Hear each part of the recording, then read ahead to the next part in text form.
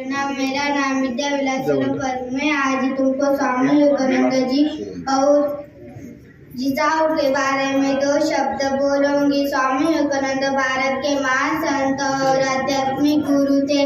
उनका जन्म 12 जनवरी 1863 को कोलकाता में हुआ था।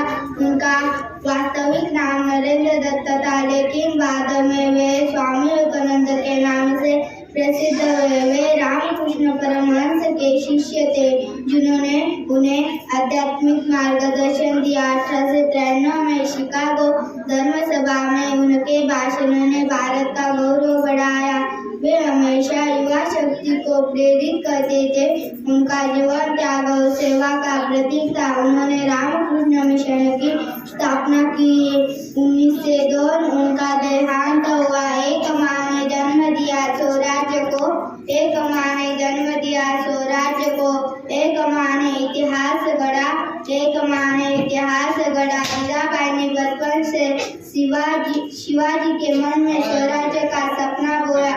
जीजाबाई ने बचपन से शिवाजी के मन में स्वराज्य का सपना बोया। रामायण, महाभारत और संतों की कथा हो। आगे चलकर मराठा साम्राज्य तलवार हाथ में आई। बाद में संस्कार पहले मिले। अन्याय के सामने झुकना नहीं, यही संस्कार दिए। अन्याय के सामने झुकना नहीं, यही संस्कार दिए।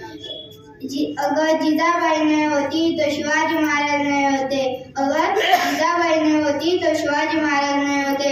और अगर शिवाजी महाराज नहीं होते तो जीजाबाई स्वराज्य